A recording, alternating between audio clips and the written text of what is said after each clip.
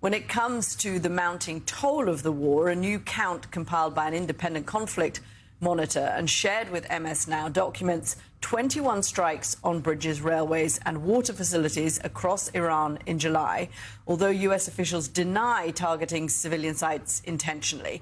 For more, let's bring in MS Now White House reporter Akela Gardner. Akela, thanks very much for joining us here. This has been something that Donald Trump keeps threatening. Yeah. It borders into the area of war crimes if he goes after civilian sites. What do we actually know about what the White House is doing in this area? Something that I have spent a lot of time thinking about is in January, President Trump promised the Iranian people to come to their rescue. On the first day of the strikes of this war, he said that the U.S. was coming to help the Iranian people. And now we have consistently seen him basically threaten to destroy their entire civilization. He's talked about bombing them back to the Stone Ages, back to oblivion.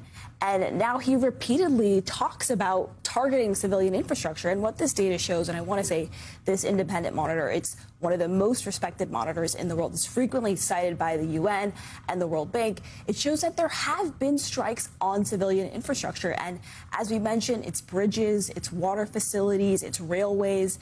I spoke to one Iranian American who has family along the coast of the Strait of Hormuz who says her family cannot evacuate if needed because all of the major roads and bridges are destroyed. So these are having real impacts. There's also a report that there was a drinking water system that potentially cut off supplies to thousands of people and 20 villages. And the administration has not been transparent. They dispute at least one of these incidents that ACLED is talking about here, but they have not been transparent about what exactly is happening.